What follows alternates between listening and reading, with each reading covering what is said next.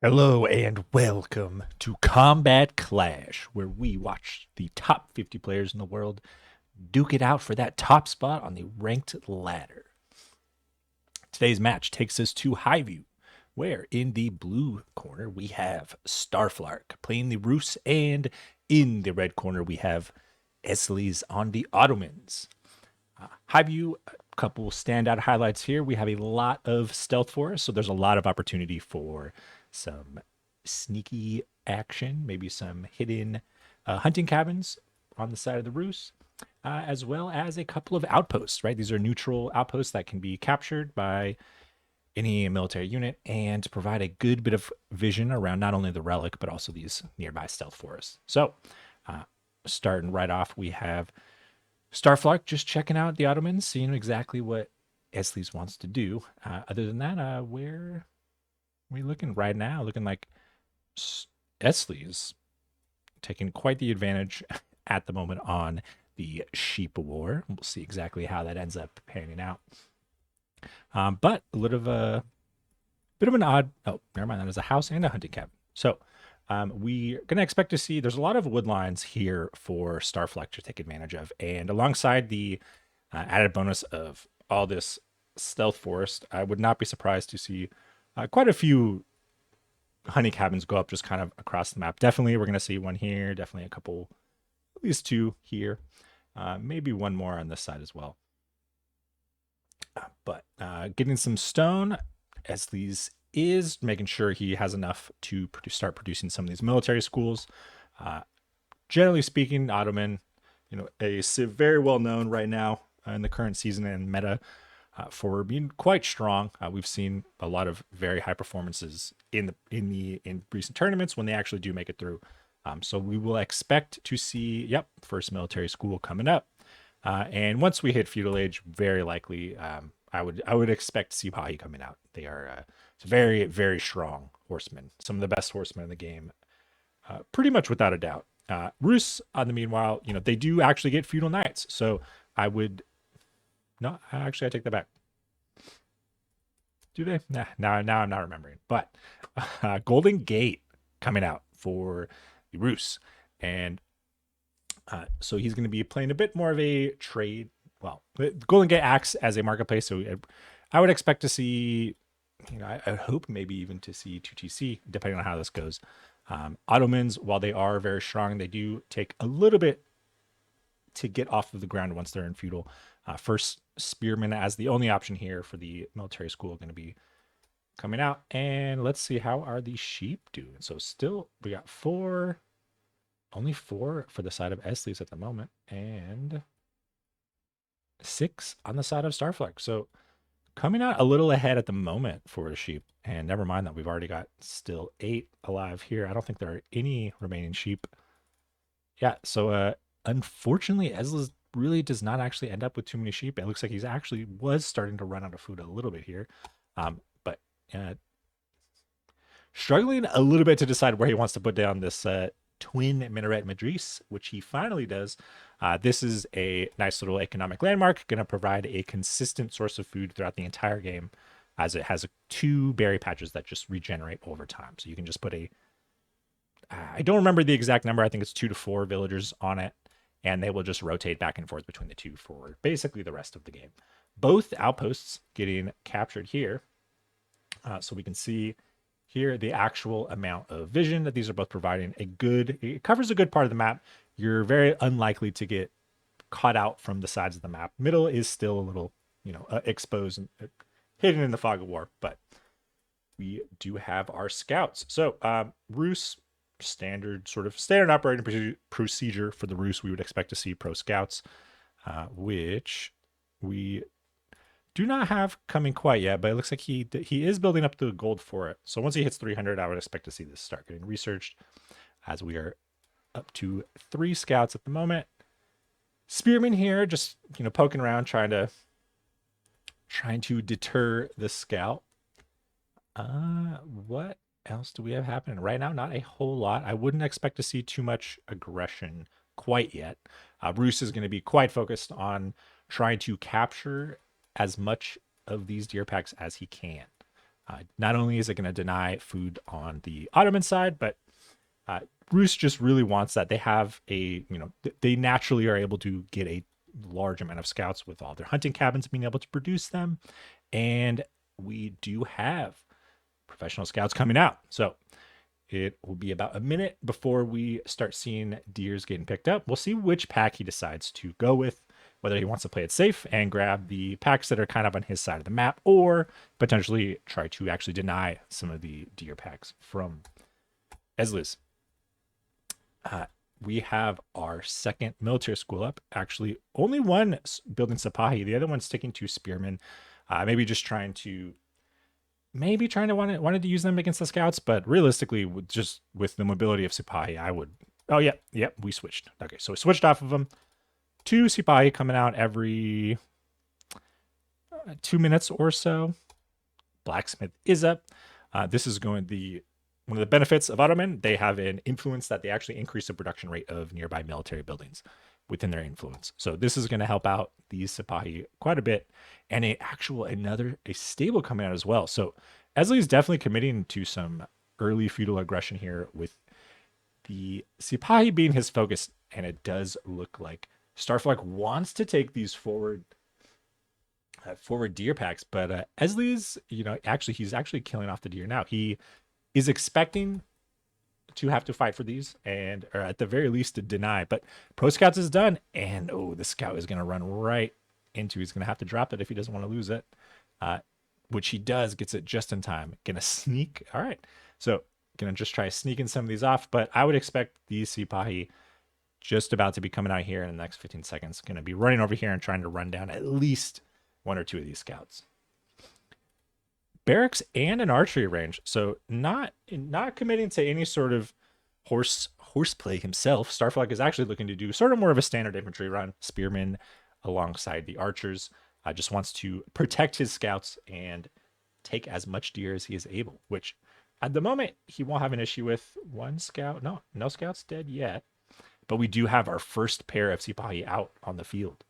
And while spearmen are going to do quite well against some of these archers, not enough of a force to really hinder this at the moment. And we are also seeing an archery range. So quite a bit of a mixed force. Spearmen we're probably not going to see too many more of, especially given the army comp now that we're seeing come out from Rus. So I would expect mostly just Sipahi and archers from the side of Ottomans, and spearmen archers continuing to be the primary force for the Rus. So at the moment, EsliZ's doing a really good job of protecting these deer, keeping Starflark from taking away his own food, and really just stacking on that advantage of just the economic advantage that professional scouts really does give. Outpost looks like it should be getting captured here shortly for EsliZ to give him a little bit more of that map vision, especially just given where these 2 deer packs are. There's no reason for him to be down on the bottom side of the map at the moment. Rather, much more important for him to fight for and protect these deer, deny the deer from for Starflark. I'll be curious to see if he decides to actually try to move up, if he should know about this, if he actually decides to push this. So actually he doesn't. No, yeah, he has seen them. It's a little odd we don't see them on the map, but that might just be the mini map in the replay viewer. All right, quite decently sized force here. Total of 5 Sipahi, although not exactly sure where he's. Okay, he does want to take that secondary outpost. Just deny as much vision on the cross the map as he can for Starflark. And we still do not actually have any villagers on gold at the moment. Starflark solely relying on the passive gold from the hunting cabins. So he's certainly not committed to any sort of age up at the moment. In the meantime, though, we actually have Ottomans dropping down the Mehmed Imperial Armory. So this is maybe looking like a bit of a rough spot. We'll see how Starflark decides to handle this. He's not anywhere close. No, I somehow completely missed that. Sorry, guys. Castle Age comes through for Starflark. High Trade House. This is basically a super beefed up version of our hunting cabins. Right, so he's getting a good amount of gold already. Sitting at 130, really not too far behind Ottoman player EsliZ with what's 5 villagers on gold. So we have a mosque coming out, and we'll see how the war for the relics goes. We have 2 really neutral relics.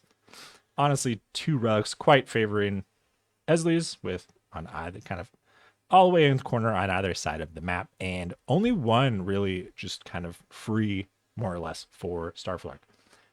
He's pretty much, he got about half of this pack, so not terrible. But this other deer pack is fully secured by EsliZ for now. We'll see if maybe he decides, if Starflark decides to kind of come around and try to sneak these later in the game. But at the moment, I would expect to maybe see some Lancers coming out. But no, we actually have no stables. So we'll see where. Okay, so he's coming into more of a horse archer build for the moment. I would still expect to see. I would expect to see maybe some Lancers come up, some Knights come out to really act as that front line. But instead, we are actually getting another barracks. So maybe just Spearmen, maybe a mix of men at arms in there as well. We'll see what Starflark decides to do. In the meantime, though, we have no relics getting captured quite yet.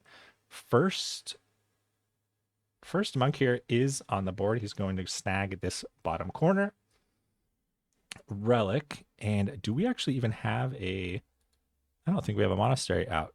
No, we do. We do have a monastery. We do have a warrior monk going to snag. I actually don't see where his warrior monk is. Oh, he just took this middle one. Yeah, okay. So he's actually going to go for Starflark, opting to go for the neutral relics first. Doesn't feel confident or comfortable with trying to really steal the opponent's relics out from under their nose. Understandable, given that the deer were quite well denied already. It looks like we might be having our first major engagement here. Although, well, okay, Supai just coming to protect this monk. Make sure that he's able to snag that relic, kill off any nearby wolves that could possibly annoy, at minimum, and potentially even kill these imams. So a bit of a maybe just misclick here for the scout at this outpost, not actually sitting in the capture range and just right outside of it. Good little force of horse archers coming out for Starflark, but just as many Sipahi. And we actually do have a Springald coming out from the Mehmed Imperial Armory. Doesn't opt for mangonels. Wants to stick for the Springald so far, but we do have a bit of a small raiding force here coming on the south side of EsliZ's base, and we'll see if he's able to get any significant damage here. Okay, Sipahi spotted out. Spy coming to block this raid, and they might be killing quite a few of these archers. I do believe they are faster. 162, yeah. So, the whole army cutting off this raiding force off, and that's going to be, it's a bit of a blunder for Starflark. That's going to hurt, definitely. This is not something you do not want to lose this many. This is about half of his horse archers. Looks like a few may be getting away, but they've still got quite a way to go before any sort of reinforcements show up, and they're actually not even interested in doing so. So, EsliZ does decide to back off after snagging one more of these horse archers. That is, honestly, that's an unfortunate loss for Starflark. I maybe would have expected to see his army come up and try to protect them a little bit, but they were a little bit caught out. Spotting that force before they actually got into that wood line or even potentially on the gold vein does hurt. Really, Sipahi horse archers, it's in numbers, horse archers can certainly make things happen. But I mean, just realistically, Sipahi are so fast. 1.75 versus 1.62. There's no world in which they still don't get run down. They're not Mongodai. They can't shoot and run at the same time. These Springalds should be they will do a fair bit against this front line here of Spearmen. And let's see, we ended up with 3 relics for the side of Starflark and only 2 for Ottomans. So win there for Starflark. Let's hope he can see if he can keep it up. we only have +1 ranged armor and +1 ranged attack for Starflark. Meanwhile, we actually have +2 range attack already, or ranged armor, excuse me, for EsliZ, and coming out with, it looks like +2, a +1 range attack, and some veteran upgrades. Veteran Sipahi already on the field. Janissary is starting to come out. Metzer taking the attack speed bonus buff here for this fight, and it is certainly working in the favor of the Ottomans at the moment. We do have reinforcements streaming across the map for Starflark, but I don't know if it's going to be enough. A whole lot of archers for units that are known for countering archers, especially with that 5 ranged armor. These guys are only doing 11 damage, so practically half, almost 40% damage, reduced damage taken here. So Sipahi very strong in general, especially against a comp like this. This is a very ranged heavy comp. I think I would still like to maybe see some stables coming out, getting something of a sturdier front line. But then again, with the Janissary backline that the Ottoman are so well known for, this is a hard comp to handle here. And Janissary is going to be losing a few of them as he lets them frontline for just a moment for the Sipahi turn around. And right now, though, we have a large little ball of horse archers. But definitely, we need to see some sort of frontline here. The horse archers by themselves are not going to be enough against this army. They will do well against the Janissaries. But realistically, nothing. Maybe mangonels would be the actual option here, because as you may know, they do in fact, Janissaries do in fact get a bonus to cavalry. So horsemen would normally be the counter to units like this. Hand cannoneers, unfortunately, Janissaries are very good at dealing with all cavalry. So, and they don't get a bonus to heavy, but that's not really an issue for them. They have quite a large, high damage anyway. The remaining deer here are going to start getting farmed off by the Ottomans, but Starflark did manage to basically sneak this entire deer pack, and there's just one more carcass. Maybe he might have actually missed it here, unless he's just trying to poke around and see what's going on. South side of the map, it looks like we have another raiding party here. 22 horse archers. We'll see. Oh, okay, looks like it's already been spotted out though, and yep, outpost is going to protect those villagers on the berries. Potentially even kill off one, maybe two. Okay, yeah, this is going to be another. Sipahi just running down the horse archers. This has not been working out for him. Very quickly loses roughly half of this army already. And we really need to see a change in exactly what...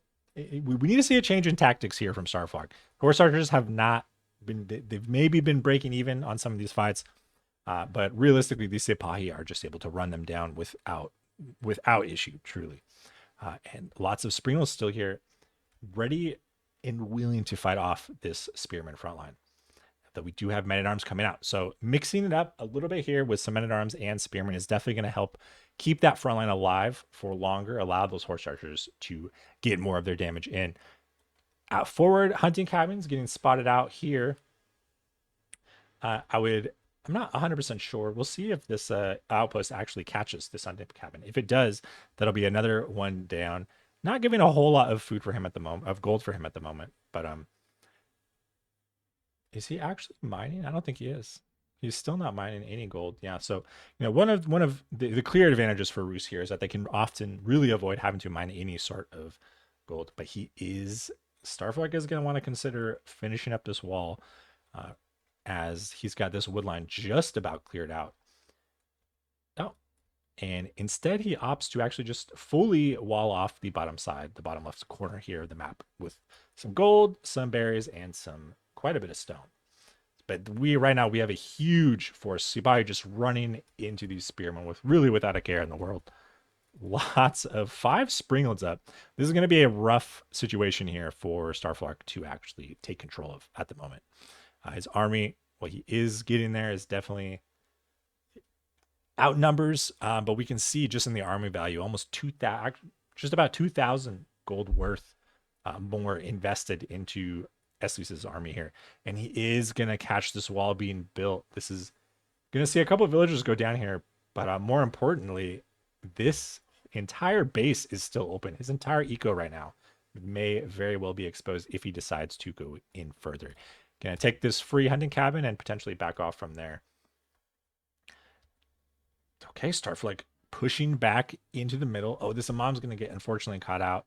Yeah, just got forgotten a bit in the clamor of retreat here, and all right, the Sipai are a little exposed on the right, not quite with the rest of their army.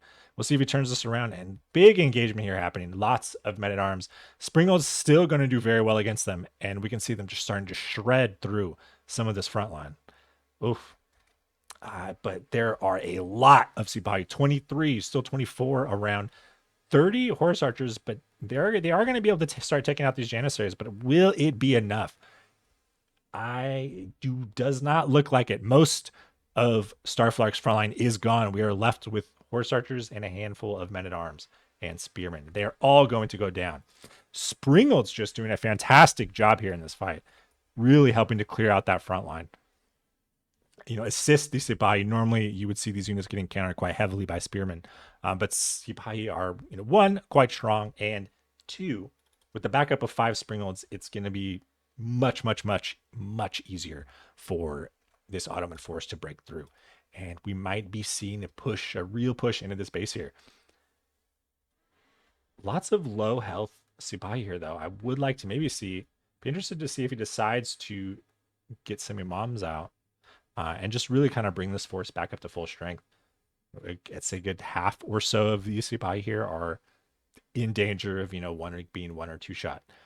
But EsliZ's just looking to poke around, see if he can find any hidden cabins, any hidden food. He does decide to check at the boar, and he's catching all of these villagers just as they came out here. I think we're going to see, okay, we might only lose a handful of them. As Starflark does move to intercept this and protect his villagers, they actually do get away. Benefits here of Wheelbarrow. Not everyone thinks it's the best, but most players do. One of the best economic upgrades in the game, and for reasons exactly like this. Helps protect and save your villagers. We're able to outrun the Sipahi long enough for his army to survive and protect them.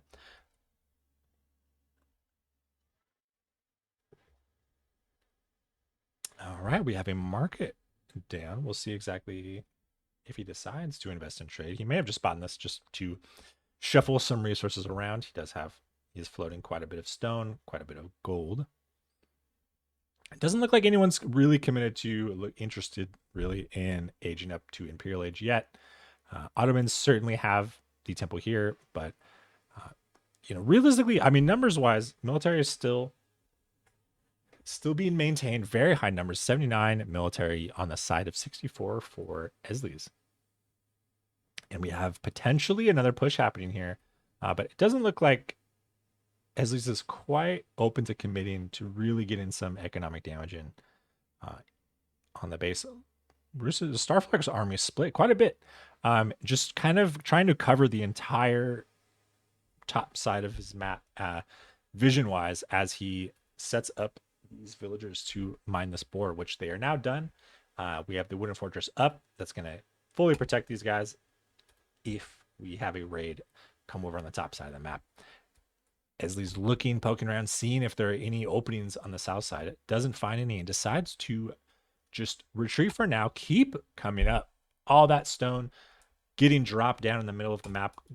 This is going to be a great forward position for him to sort of sally forth from the rest of the map. Right in the center, going to have this middle sacred site well and comfortably secured. At the moment, not really in a position to take and look for a sacred site victory, but this is going to give him a very strong middle point in the map to fall back on as he looks to push into this base. Siege Workshop coming down for Starflark. So we'll see what siege engines he opts for here, how he wants to handle fighting off this army. A massive amount of Sipahi, 33, 35 Sipahi here, 22 Janissaries, really 29 as that some more are coming out. And we are up to a total of 4 Yeah, 4 military schools. So Vizier points, he did decide to take the Anatolian Hills. A lot of extra sheep. He definitely needed it early on, as well as some mining speed. The military campus, always very common and really, I mean, fantastic choice for Ottoman, just extra military schools, advanced academy. We always want this, allow these military schools to produce these janissaries for free. Saves you a lot of gold in the long run. And the Janissary company as well. So he does opt for it. He's really trying to bolster his backline with these gunpowder units rather than archers. And at this point, we have a very solid force from both sides. I'm still not 100% sold on this heavy infantry front line here on behalf of the Starflark, but I could very well be wrong. It certainly does make sense in when dealing with a unit like Janissaries, where they just sort of naturally counter cavalry units as a whole. So maybe not the best choice, but Starflark does complete his Imperial Age landmark. And we are looking at the high armory. So some extra nice little tech choices for him here, as well as, yeah, our siege workshops. He decided to get rid of this one. He did. Yeah, he did. Decides to move them over to the high armory, so he has a little bit more production speed. I'm sorry, not production speed. He has just cheaper siege engines in general, and he is deciding to opt for some mangonels. So we'll see if production here continues. I'm surprised he built 2, considering he's not actually investing, making use of them quite yet. But we are seeing players hit pop cap now, so we should definitely expect to see some larger engagements here. Imperial Age now for both players. Second town center on the side of EsliZ. Just wants to make sure he's able to replenish those numbers of villagers if anything goes down. We do have a wolf. Easy fix, but this might get missed here just in the noise of everything else. Might kill off a villager or two. We shall see. I'm really surprised at this point. Neither player fully just wants to commit to taking any action. We have an Imam sitting here for a little too long, gonna get caught out and killed. Yeah, and there he goes. Raiding starting on the bottom side of the map. Starflark looking to find an opening and get into this base, southern side of EsliZ's base, but we do have another keep coming down here to protect this gold mine, protect this sort of section of the map. He can certainly get around it, but that's that much further distance he would have to travel if he were to really commit to anything. But villagers going to start going down. These men-at-arms shredding through already 2, 3. Keep does complete. Oh, more of these villagers are going to go down, though. I would maybe have expected to see him garrison them. Instead, decides it's fine. He's already 20 villagers ahead. And on top of having 2 town centers, there's really no issue in completing. We do have a bit of idle time here as gold mine gets cleared out. And I'm assuming he's going to want to take these guys over, start really mining out this large gold vein. We do still have an open gold vein all the way in the top right of the map as well for him. That's already been secured for EsliZ. So he's certainly not lacking gold on the map at the moment. And we do have our first pair of bombards, though. So this keep is going to go down with very little fanfare, I would imagine here. Bombards just best in the business. Well, maybe aside from the Ottomans. Ottoman's own gray bombards, which we do have one queued at the moment, probably from the armory. Yep. So we still have 2 minutes before that comes out. But the keep does go down. So no more.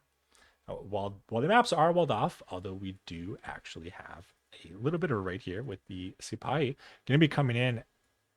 There's only 8 spots in this fortress, so we are going to see very likely a handful of villagers going down at the least. And another raid happening, just sneaking these Sipahi in from sections of the map here, exposed areas, and getting off a handful of villager kills, up to 11. But we have our real engagement here happening in the middle of the map, right in front of Starflark's base. And this is not looking great for Starflark.